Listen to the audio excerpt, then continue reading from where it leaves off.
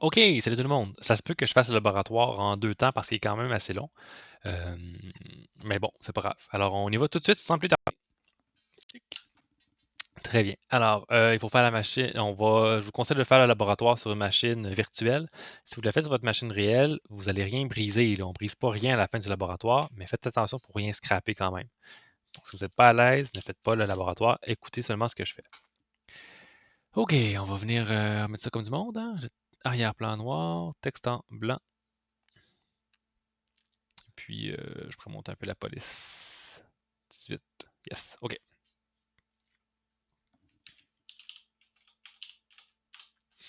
Très bien. Donc, ça dit en gros dans le laboratoire que ça se divise en deux sections. Première, pour objectif de faire découvrir les outils permettant de modifier la base de registre. La deuxième, comme objectif, d'augmenter votre niveau de maîtrise en écrivant plusieurs commandes de base de registre. Donc, c'est important de bien comprendre les commandes parce que dans le travail final, je vais vous en demander une coupe. OK. Euh, si on vient ici, on écrit reg.exe. Ben, je vais mettre ça en anglais. Ah, c'est tout en français, hein? OK. Comme ça, comme ça. On a plusieurs commandes. Donc, query, add, delete, copy, save, restore, load, unload, compare, export, import, flags. La commande pour ajouter la clé test, par exemple, sous HKey current user, ça ressemblerait à ça. On l'a vraiment dans le lab, là. Je vais le faire avec vous, OK? HKey CU, backslash, petite barre en bas, test. C'est le fun de savoir que l'opération réussit. Les commandes qu'on fait présentement ne sont pas en PowerShell, sont en invite de commande. J'ai regardé rapidement PowerShell comment faire. Ça fonctionne très bien, mais c'est tout complètement différent. Dans votre cas à vous, vous pouvez le faire avec DOS. Là. Ça marche encore très bien. Éventuellement, on pourrait transférer le laboratoire vers PowerShell, mais il y a même des commandes que PowerShell ne prend même pas en compte. C'est encore utilisé 100% avec les clés de commande DOS. Donc, il n'y a même pas la migration complétée totalement avec PowerShell.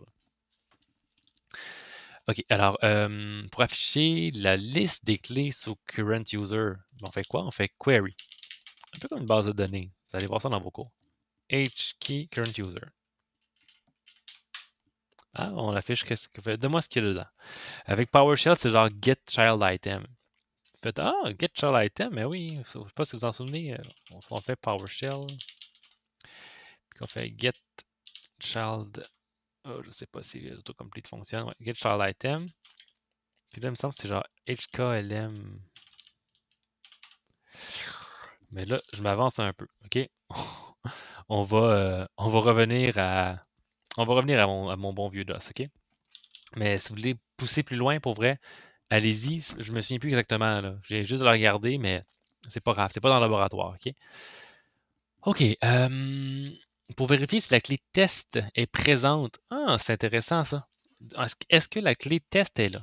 Fait que reg query hkey current user slash f petite barre en bas test. Donc, va me chercher dans le fichier, l'espèce de répertoire, test slash k. Est-ce que la clé est là? Et puis oui, je l'ai trouvé. Si on vient ici dans current user, ben on a test qui est apparu. J'ai fait F5 pour actualiser. Donc vous avez vu, test est ici, une barre en bas, test. Bon, parfait. Alors, exercice 2. Ajoute une valeur par programmation. Donc, je vous ai montré comment faire à la main. C'est un peu bébé. On va le faire en programmation comme des vrais hackers. Donc, je vais vous montrer comment ça marche pour toutes les clés de registre. OK?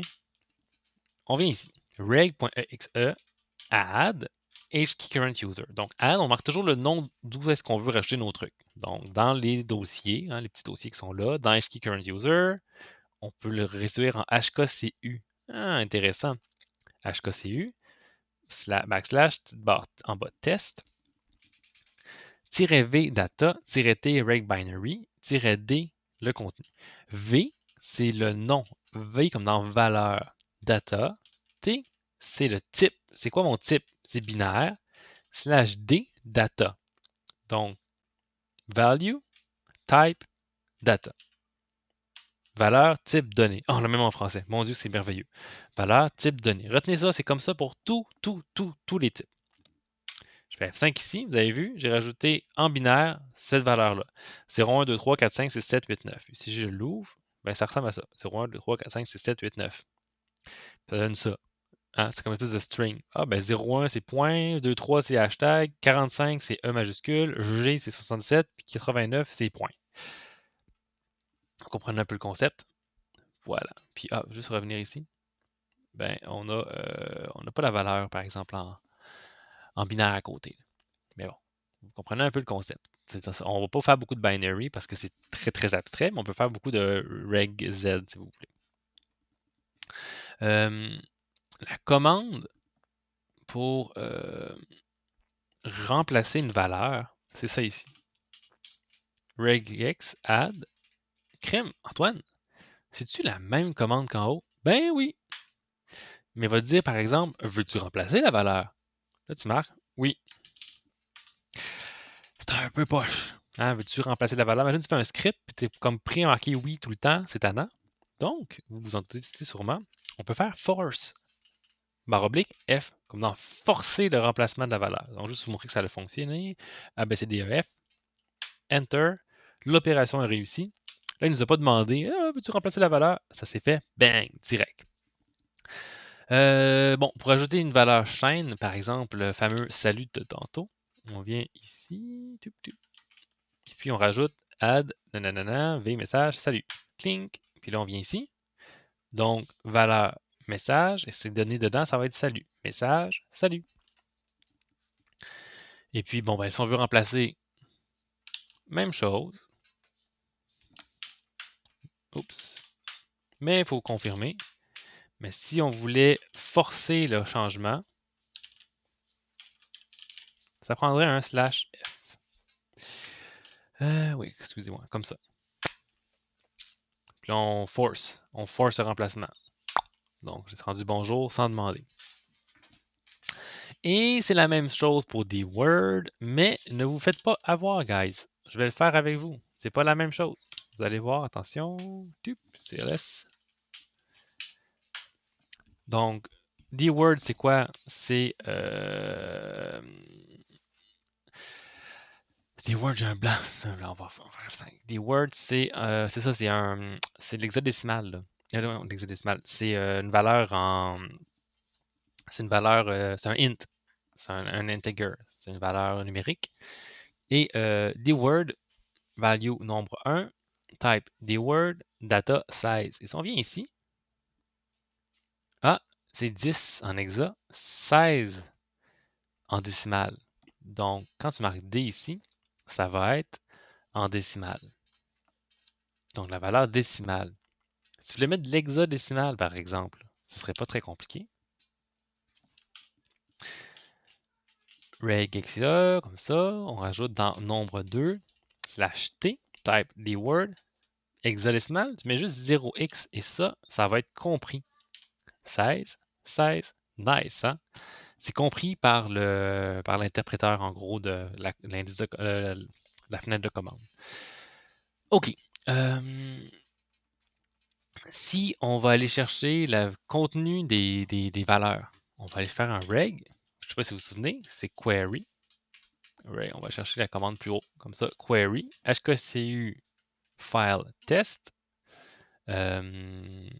Là, on va aller chercher la valeur. Attendez, juste trouver la ligne de commande qui comporte tout bien ça.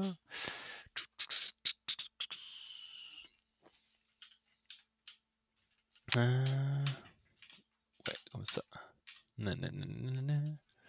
Est-ce que je sais comme ça? Yes. OK.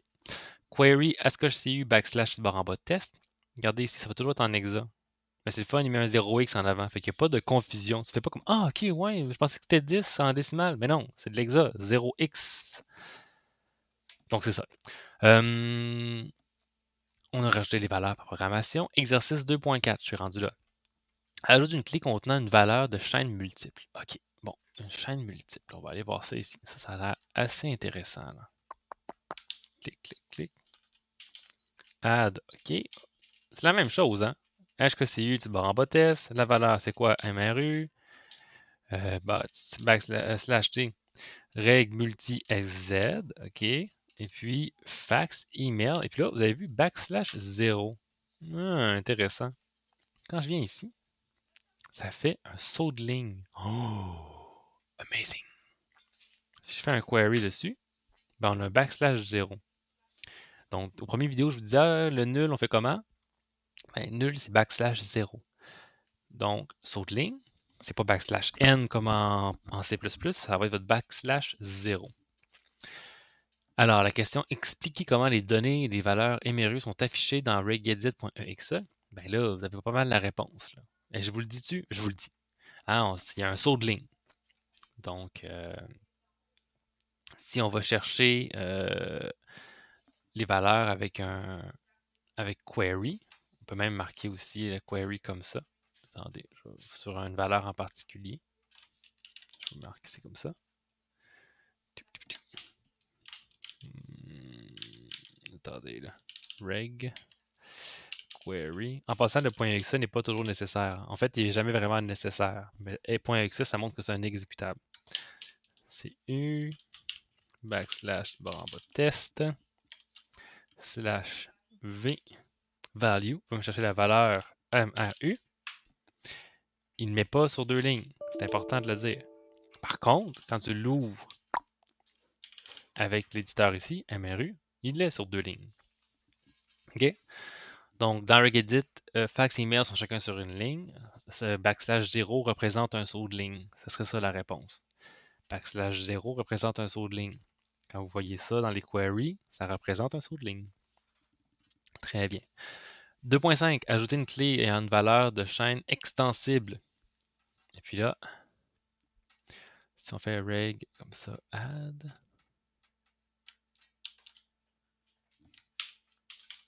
Donc, on rajoute dans test, type barre en bas V, le value ordinateur, c'est un expand Z et /D, le data computer name.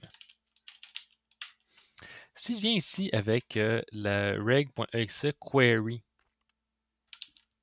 si je fais une query, viens me chercher la valeur, OK, query, va me chercher la valeur contenue dans test. Vous avez vu, c'est en minuscule ici, c'est pas grave, majuscule, minuscule, je vous le rappelle, Windows s'en fout, sauf pour les mots de passe. C'est tout. La valeur, c'est ordinateur. Eh bien, ça me donne le nom de l'ordinateur. Oh! Wow! Vous avez vu? Tantôt, je vous disais que c'était possible de le faire avec d'aller chercher la valeur contenue dans les clés de registre puis que PowerShell allait l'interpréter. C'est seulement possible avec Expand SZ. Essayez pas avec d'autres choses, ça ne marchera pas. Donc, que contient la valeur ordinateur? Le nom de l'ordinateur. Pas pire. Hein?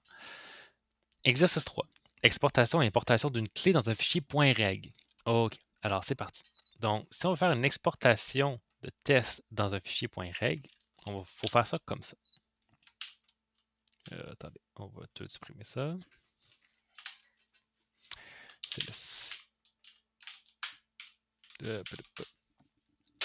Oh, attendez, impossible fichier. Ok, oui, je n'ai pas créé mon. Donc, il faut créer le dossier temp dans disque C.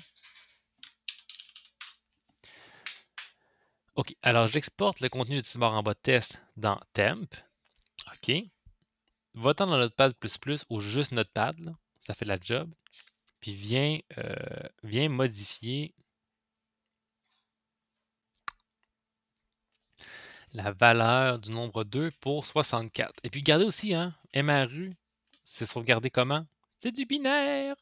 Binaire, binaire, binaire, binaire, binaire, binaire, binaire, binaire, binaire. Et le fameux /00, il est ici.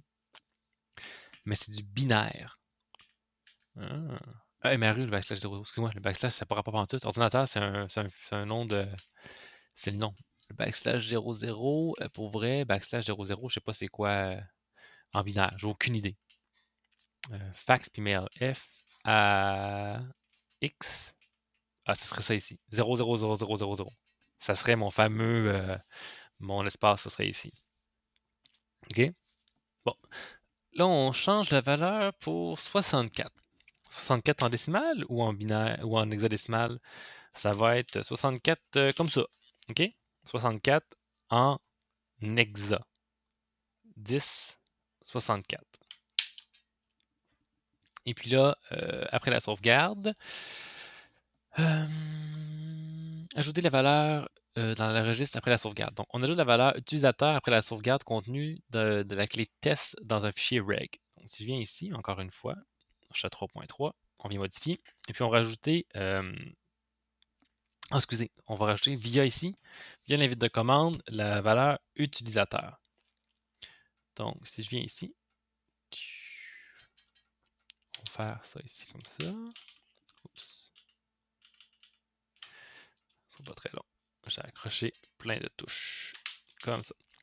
On rajoute la valeur utilisateur, expand Z, username, j'en ai déjà parlé. Puis si je vais aller chercher, c'est reg query hkce test /v. C'était utilisateur avec pas de i. Puis là, j'ai pas mis les petites barres en bas. OK, on y arrive. Tech. Ceux qui ont installé la machine virtuelle et la machine Windows du Cégep, c'est supposé vous sortir ça. Sinon, si toi ton nom c'est Bobby, et puis que tu travailles à la maison, puis tu fais le lab sur ton ordinateur, ça va te sortir Bobby. Donc c'est ton nom de user. Et puis là, ben, je vais importer le contenu. Pour importer, comme tantôt, je vous ai montré, on peut faire double-clic. Mais nous, on est des vrais hackers, donc on ne fait pas de double-clic, on fait reg.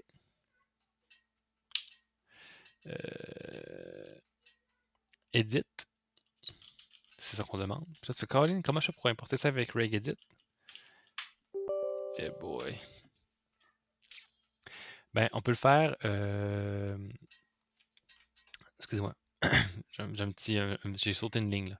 Pour l'importer, on peut l'importer comme ça. Reg.exe import test reg. Ça fonctionne, ok? Ça réussit. Et puis là, on a importé